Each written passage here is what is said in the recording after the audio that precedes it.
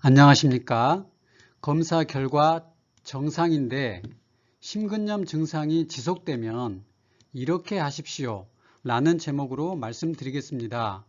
미국 질병예방통제센터에서 화이자 모더나 접종 후 심근염은 25만 명당 1명꼴로 발생하는 아주 희귀한 부작용이라고 발표하였습니다.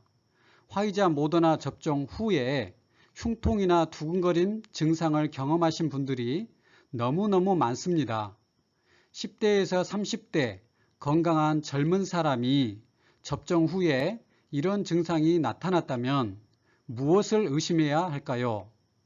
사안이 심각하고 너무나 중대해서 많은 분들이 이 영상을 보시기를 바라는 마음으로 광고도 싫지 않았습니다. 꼭 보시고 심근염으로 인한 피해가 최소화되기를 간절히 바랍니다. 원래 제목이 심근염 추정, 사망 빈발, 심근염 증상이 지속되면 이렇게 하십시오 이었는데 너무나 자극적이라 생각하고 제목을 바꾼 것입니다. 심근염은 원래가 드문 질환입니다. 실제로 심근염이 있는데 검사하면 정상으로 나오는 경우가 매우 많습니다. 왜냐하면 심근염은 원래가 진단이 어렵습니다. 이미 접종하신 분들, 향후 접종 예정이신 분들께 이 영상이 아주 유익하리라고 저는 확신합니다. 제목에서 사망 빈발이라고 표현했습니다. 최근에 심근염 추정 사망 사례 3건을 보겠습니다. 뉴스에서 발표된 내용입니다. 화이자 2차 접종한 20대 집배원 사흘 만에 사망.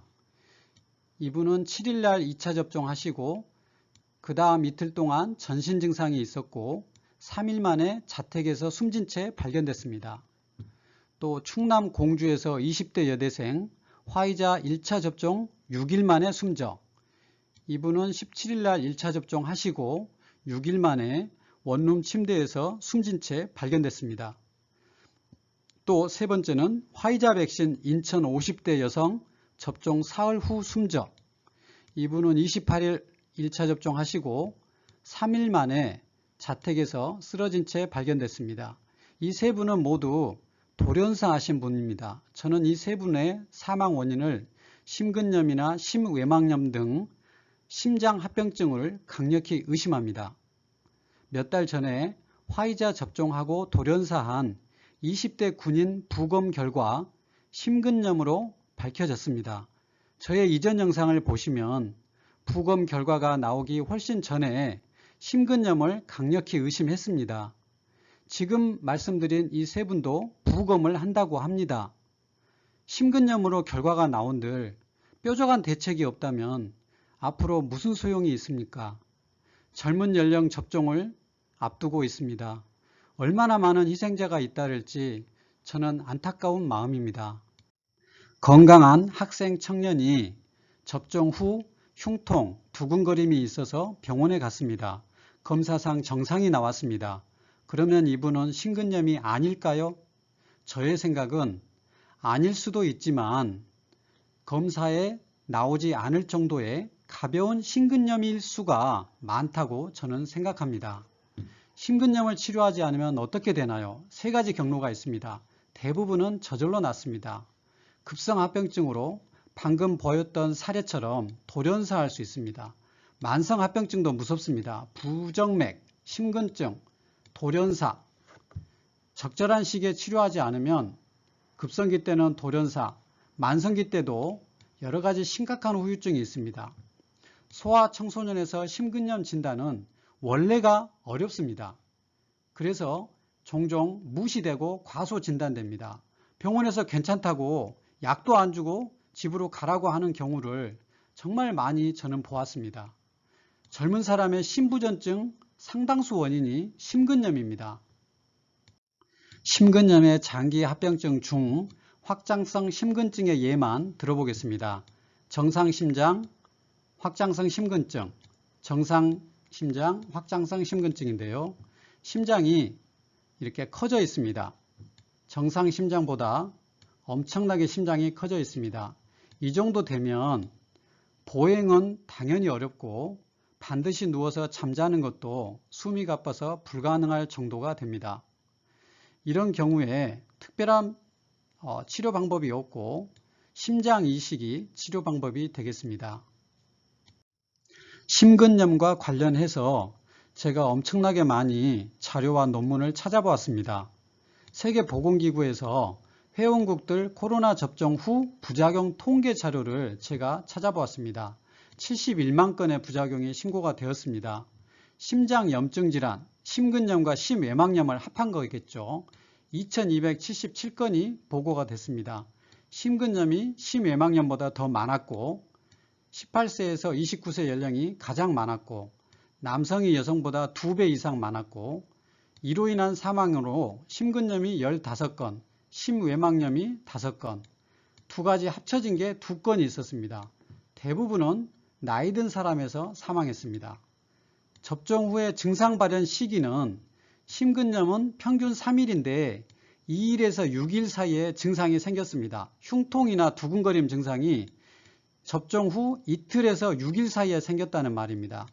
그리고 심외막염은 좀 늦습니다. 3일에서 21일 사이에 생겼습니다. 그래서 접종 후 20일이 지나서 갑자기 두근거림, 흉통이 있으면 이거는 접종의 부작용을 꼭 의심해야 합니다. 심근염 발생 통계입니다. 제가 이걸 말씀드린 이유가 있습니다. 미국에서는 전체 인구를 기반으로 25만 명당 1명이 발생했고 젊은 연령에서는 10만 명당 1명이 발생했습니다. 이스라엘에서는 2만 명당 1명이 발생했습니다. 미국과 이스라엘 통계를 보면 약 12배 이상 차이가 납니다. 그리고 영국에서는 아스트라제네카 접종 후에 심근염 42명, 이 중 1명이 사망했고 심외막염이 77명이 발생했습니다. 그러므로 아스트라제네카를 맞으시고 흉통이나 호흡곤란이 있으면 심근염을 꼭 의심하고 진료를 받으셔야 합니다. 왜 이렇게 이 발생률의 통계가 10배 이상 차이가 나는 것일까요? 그것은 자발적 신고 방식의 통계는 실제보다 훨씬 과소평가된다는 것입니다. 제 생각이 아니고 그 보고서에 나온 말입니다. 그 원인으로 신고하지 않는 경우가 많고 또 심근염인데 진단되지 않는 경우가 많기 때문이라는 것입니다.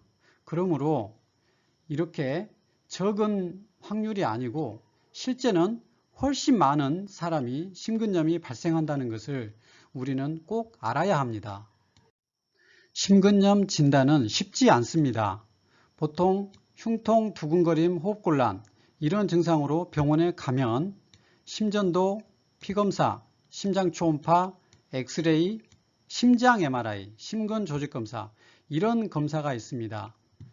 피검사로 트로포닌 IT 수치가 꽤 유용합니다.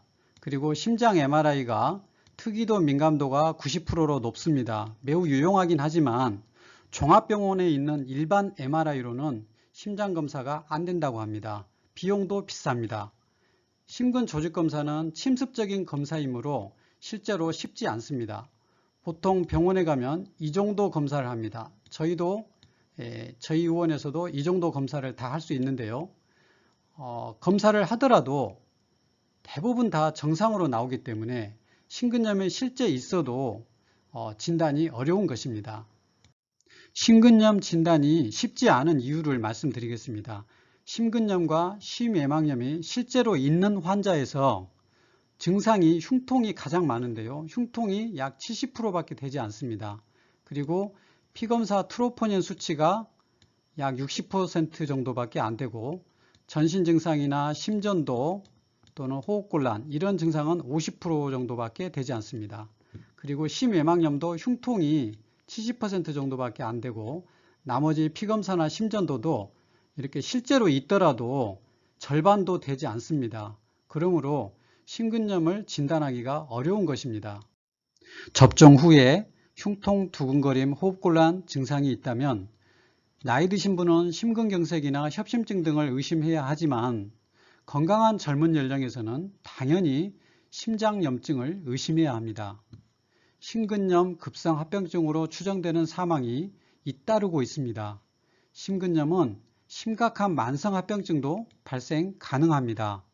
미국, 유럽에서 2,000명 이상의 심장염증 환자가 보고되었습니다. 그런데 건강한 젊은 연령에서는 사망자가 거의 없습니다. 우리나라에서는 벌써 여러 명의 희생자가 나왔습니다. 이유는 무엇일까요? 흉통 등의 증상이 있는데도 심근염은 희귀한 부작용이니까 나는 아닐 거야 라고 생각하고 아무런 조치를 하지 않기 때문이라고 저는 생각합니다. 구독자 여러분, 이렇게 하지 않으시겠습니까? 이렇게 하시면 좋겠습니다. 코로나 백신 후 발생한 심근염 치료에 관한 외국 논문을 거의 다 찾아보았습니다. 대부분 진통소염제를 사용했습니다.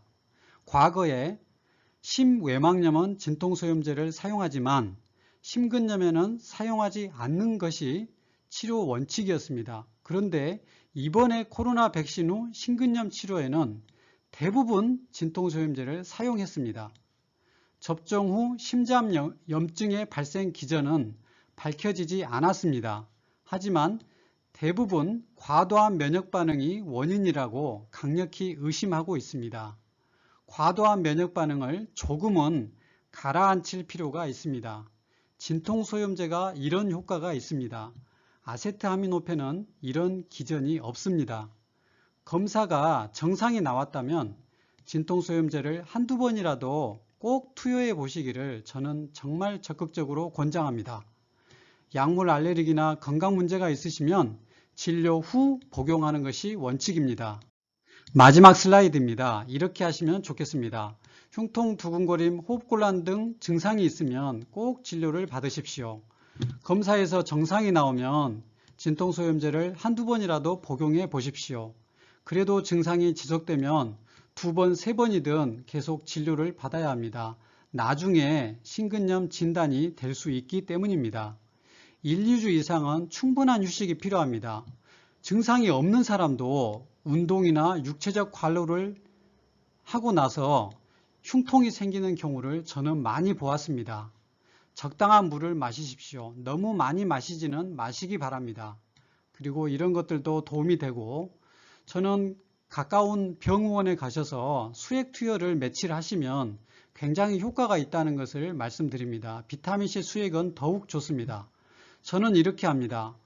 피검사, 심전도, 심초음파 검사하고 이상이 나오면 큰 병원으로 전원하는 것이 원칙입니다. 그런데 제가 검사했을 때 이상이 나온 경우는 없었습니다. 아직까지는. 그래서 정상이 나와서 저는 비타민C 등 수액을 투여하고 진통소염제를 처방합니다. 대부분 결과가 좋았습니다. 이상으로 심근염, 심외막염에 관한 정말 중요하다고 생각하는 내용을 말씀드렸습니다. 감사합니다.